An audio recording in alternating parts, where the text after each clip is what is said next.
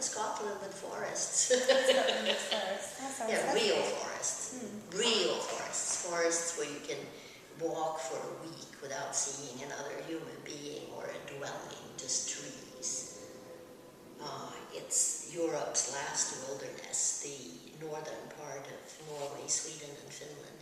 That sounds beautiful. It is beautiful. It's absolutely stunningly beautiful, and it tests your survival skills.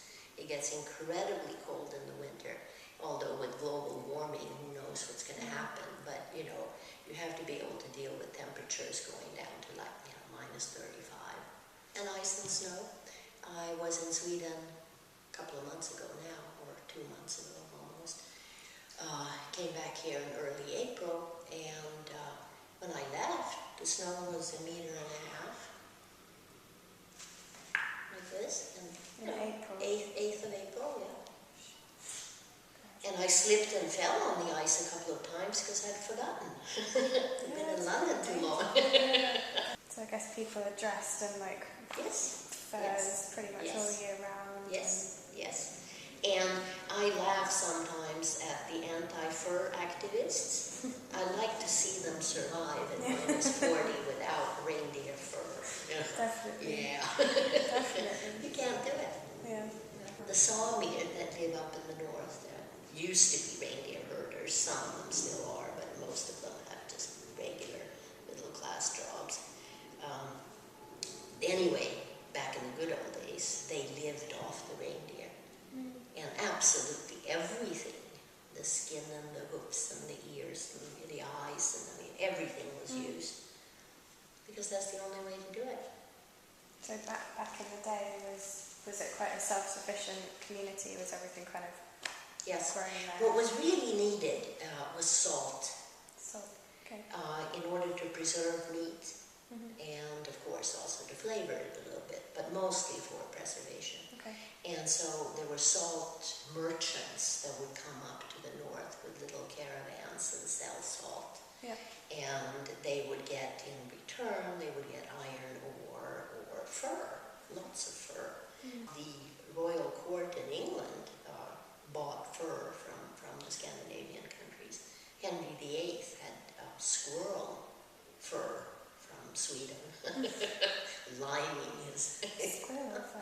Yeah, nice and Must have needed quite a lot of squirrels. And martins, and all the ermines that you see on the, edging the mantles that they have, the capes. In there. Yeah. And also live animals, not only the fur trade. Eric XIV sent Elizabeth I, I think 2 polar bears. I'm not sure if it was 2, but I think it was 2. He proposed to her. She was one of the possible Protestant princesses to marry, and he sent those as a sort of courtship gift. Wow. I don't know how they did at the tower, but... So, was it quite normal to see a polar bear walking around? No, not where I grew up. Okay. It's quite normal on the islands that belong to Norway called Svalbard. There you really do see them walking around. Right. And I know a friend of mine who went to the outdoor toilet, and the polar bear smashed the door open when he was in there. Oh my God. And oh God, was he upset. They're quite dangerous. Oh yeah. Take your head off with one swipe, My goodness. But no, not polar bears where I grew up. Reindeer, yes, but they're not scary. They're just cute. I've never seen one before, but I imagine they are. Yeah. So what kind of animals were kept, and what did you eat and things like that? Moose. Moose. Okay. Moose. The annual moose hunt is one of the biggest events of the year. The moose have no natural predators anymore.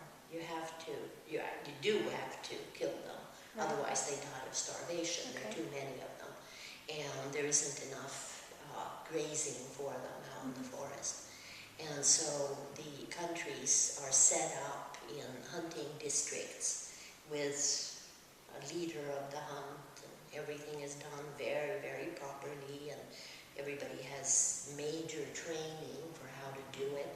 The rest of the year they're all out at the shooting range training to be able to shoot well, and then for 3 days there's the moose hunt.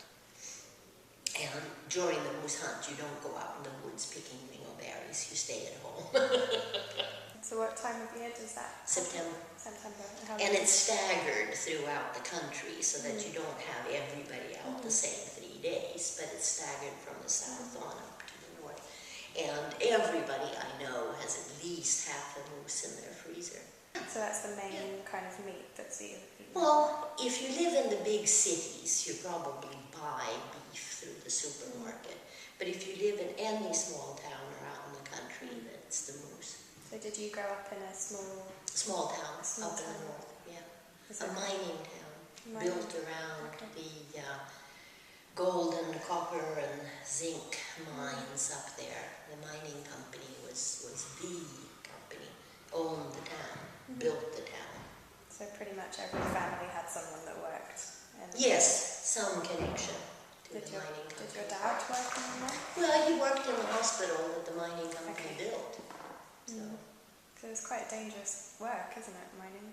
Well, not in Sweden. Oh, okay. No. Where's that? Good mountain. Doesn't fall down.